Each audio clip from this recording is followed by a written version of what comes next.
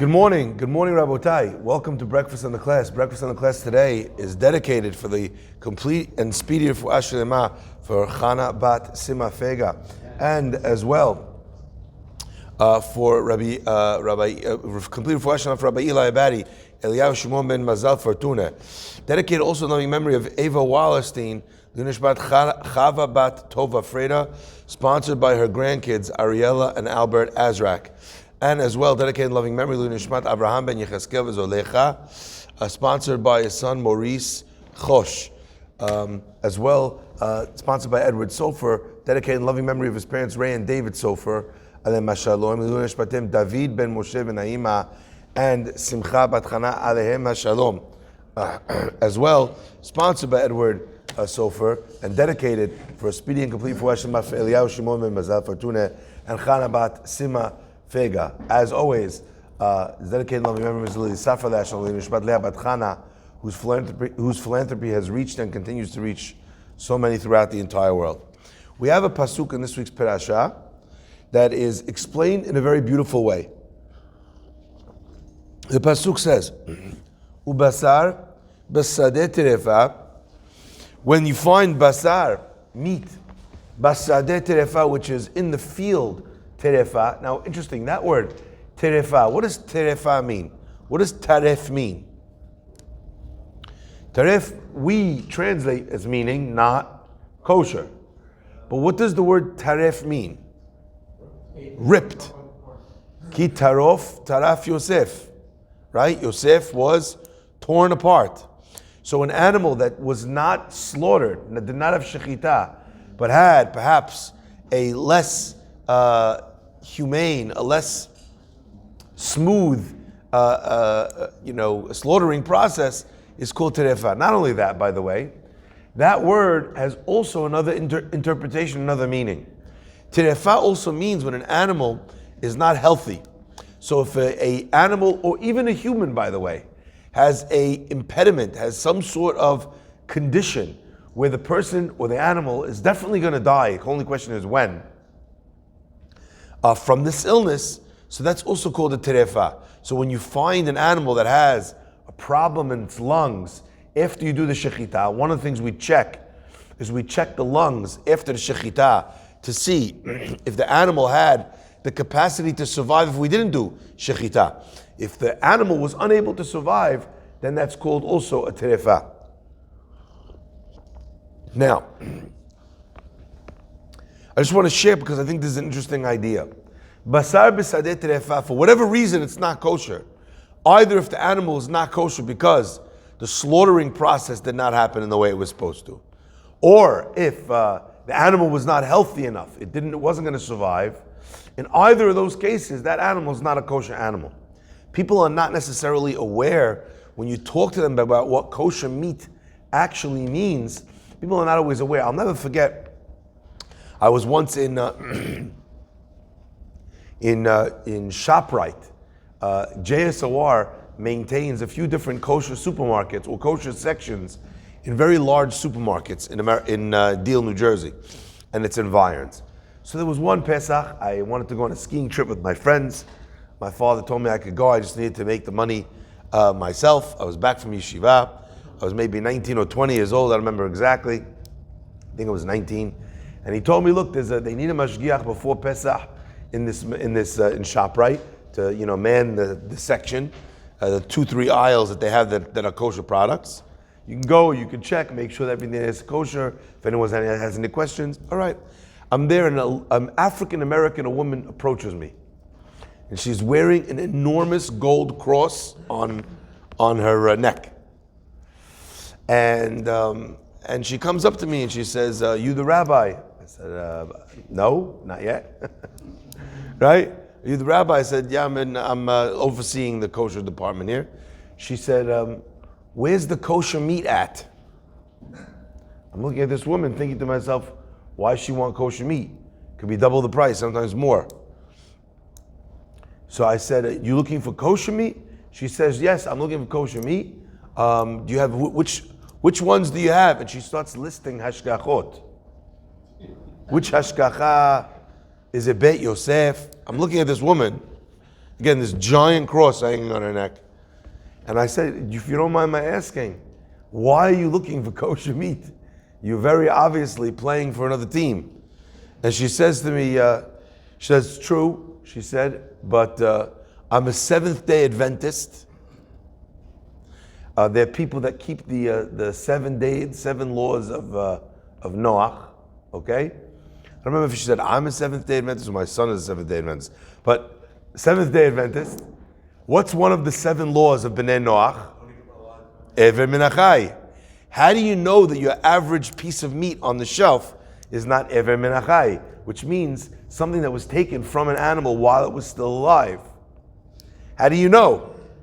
The only way you know is if there's someone telling you that the animal was already dead. So she uses the kashrut as a method of knowing that she's not eating ever min achai. My next thought was, you're so strict on Beit Yosef, we should have a conversation about one of the other 7 laws, which is believing in God and you're wearing a large cross.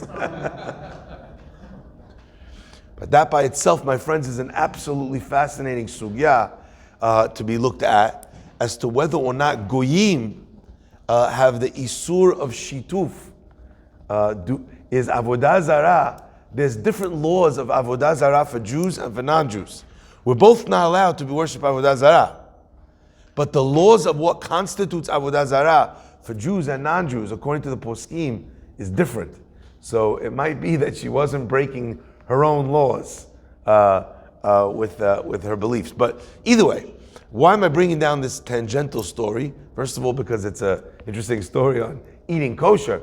But I think that there's another lesson here that we're being taught in terms of a terefa, an animal that was torn apart.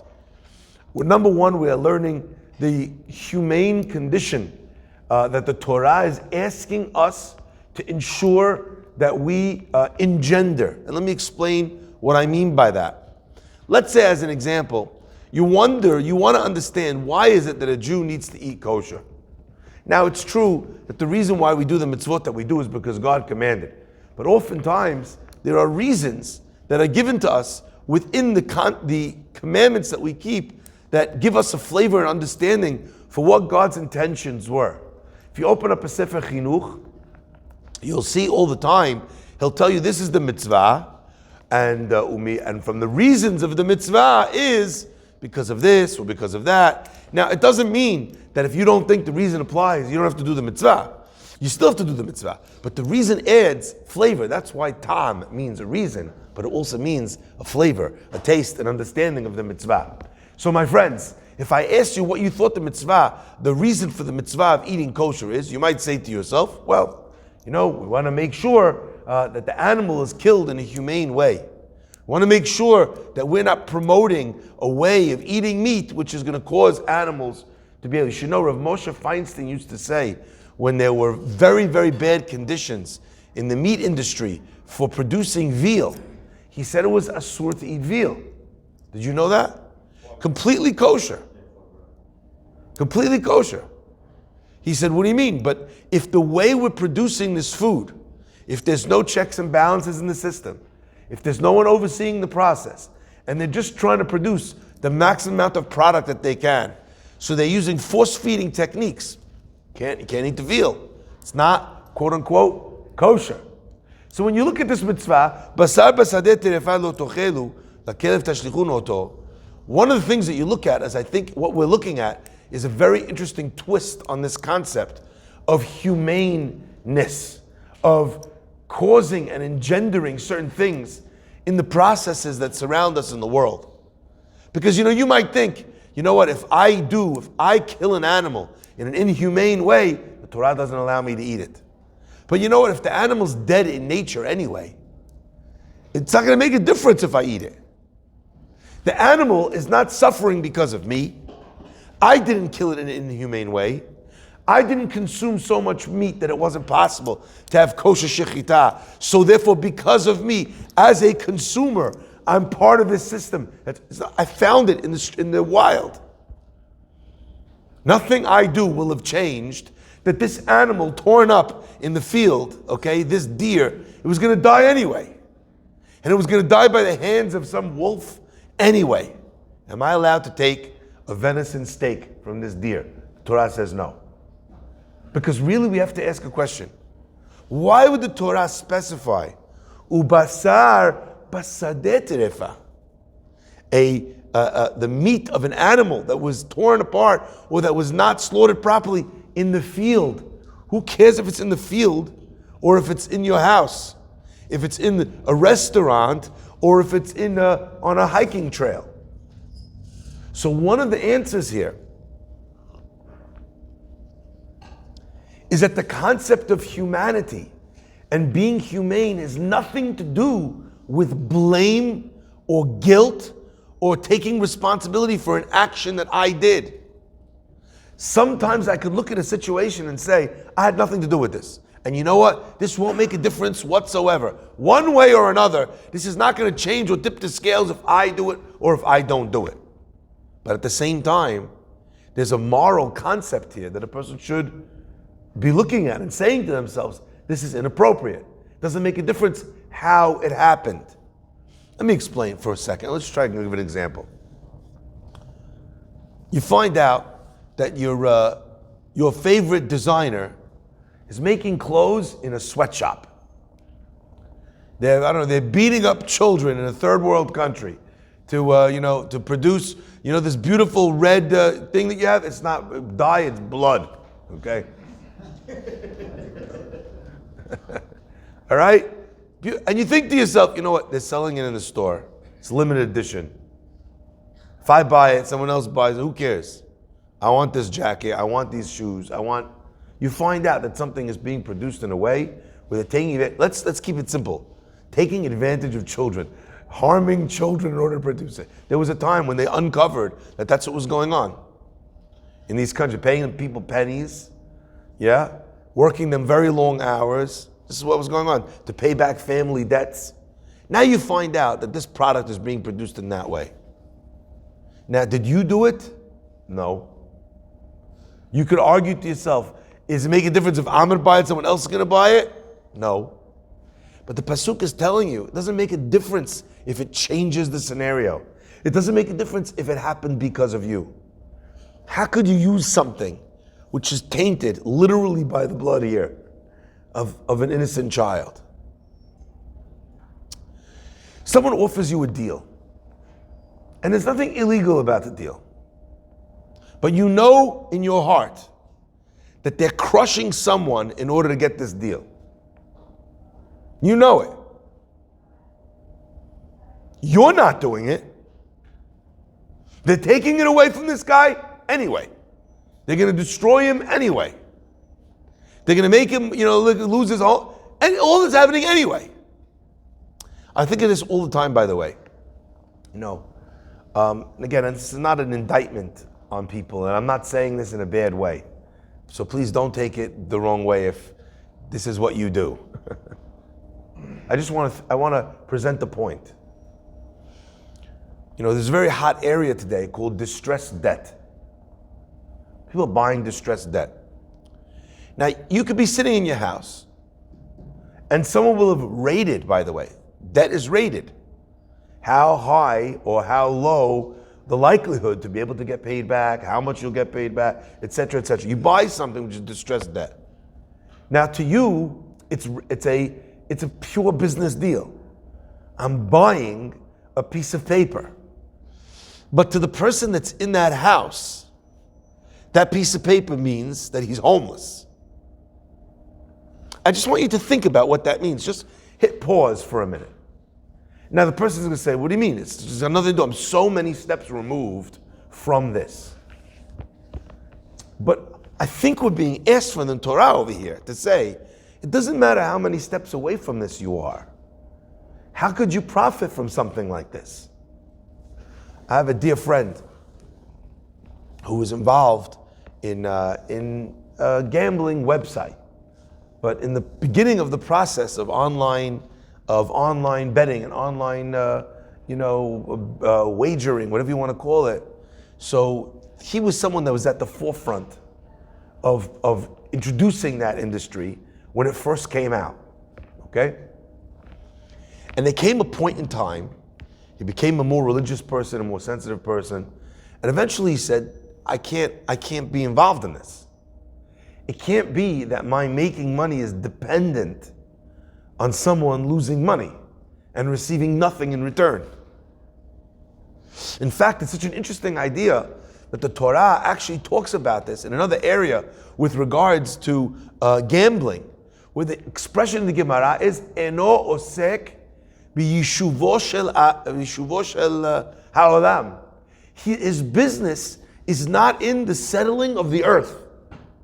What he does, what he trades in, if you sell me apples, I pay you money. So something changed hands. You made money, I made money. I'm going to now sell them to somebody else. I'm going to enjoy it. Here, there's a wager. The person's betting against you. They're betting that you'll lose, and you're betting that they'll lose. Now, there's many cases that's the case of business. But imagine someone that all of his business, everything he does, is built on that. My business is in making other people lose. Finding where it's most likely that another person will lose. I seek out loans where I know that the person is most likely to default. Think about that. Now, again, I'm not saying a person shouldn't buy them. A lot of times, by the way, it's very important to understand. This was pointed out to me by someone in the industry. That industry that people like to paint out as completely evil. You have a guy, you have to flip the script. You have a guy who's in that home. He's trying to sell that home. Or he's trying to get a loan on his home to be able to start off his business, to be able to marry off a child. He wants that loan to exist. He wants those conditions to be possible. Because if not, there's no way he would ever get a loan. He doesn't have the credit. This guy now has no chance of starting a business. The fact that the distress, that marketplace exists, allows him to get the loan that he needs. So in Judaism, we also have an idea, that if people want to borrow money, that there should be an availability for them to be able to borrow money, to start a business, to buy merchandise, to be able to sell things. So there's also a very positive aspect of it, that the people in that home, they would also want. But what I'm saying is just be aware, recognize, think to yourself, is this what I want? There's so many different things out there that could bring a person parnasah. And what we believe in emunah is that emunah tells us that God doesn't need one lane to be able to give you what you need. He could do it in a million different ways. And if that's the case, is this what you want to be doing? I'm always reminded of the words of the Chafetz Chaim. A fellow came to the Chafetz Chaim and said to him, I have an opportunity to get a job in the banking industry, in a bank. And he said, is that a good job? Should I take that job? The Chafetz Chaim told him yes. He said, but if you have the opportunity to choose, he said, he says, go to ask them for the job in the bank, where you're dealing with withdrawals. So he said, I could ask them, but what's the difference? If I'm working at this desk, withdrawals or deposits. He says, if you live in withdrawals, then all day long, you're giving people money. And if you live in deposits, and all day long, you're taking people's money. It's not his money. He's not taking it from them. He's only putting it in their bank account. What the Chafetz Chaim said sounds very strange. But what he was communicating is that when a person does something all day long, every day, even if they're very far from the consequences of that thing, I didn't touch this animal. Basar b'sadeh terefa l'kelev tashlichun oto. Throw it to the dogs. You don't eat from it. That kind of behavior to an animal, that should happen to an animal, that belongs amongst animals. A dog, that's how he lives. Don't become a dog. Don't be someone or something that's insensitive to the world around them. The last lesson I want to share with you, my friends, on this Basar Basadeh, the Chachamim explain that it had to tell you Basar Basadeh in the field, not to talk about arm's length, but to talk about something maybe a little bit different. When is the hardest time for a person to keep kosher? Not when you're at home, when you're traveling. When you're basadeh. You know why? You're out in the middle of nowhere. No one's looking over your shoulder. No one's going to see you. You're with your friends on a trip to wherever. They're all going out. Even though you just find a Mr. Broadway, a place to go grab a sandwich, before when they're going out, you just go figure something out, But when you're in the middle of nowhere, there's no kosher place. Basar basadeh, you're in the office, you're snowed under. There's no kosher place that will deliver. There's a place in your building that will send you up a sandwich. Basar basadeh, you're away from your home. Lakelev tashlichu oto, throw it to the dogs. My friends, this concept of being able to recognize that the mitzvot are not geographically relevant. They're relevant always, wherever you are, is something that is an incredibly important idea. Because it communicates and it says that the mitzvot that I do them because I want to do them. I don't do them because they're convenient. I don't do them because other people are watching. I don't do them because, because I have options. How many of us have been on a trip somewhere on vacation and there's that one kosher restaurant? And you go there for dinner on the first day and you're like, all right, it's not great. Let's be honest. It's not great, but it's all right. The next morning you get up, you say to your wife, where are we going for breakfast, honey? It's packed in the same place. You have your second thing on the menu, still not great. But this time, it feels even less great. Lunchtime, where are we going, honey? Same place. You're there for 2 days, you had every single item on the menu. Basar basadeh terefa, lakelev tashlichu oto. Why are we talking about lakelev? And I always love this idea. You ever see a dog? Dog, when you come home, he greets you, licks your face, right? That's what people will tell you. This dog is so friendly. I love my dog.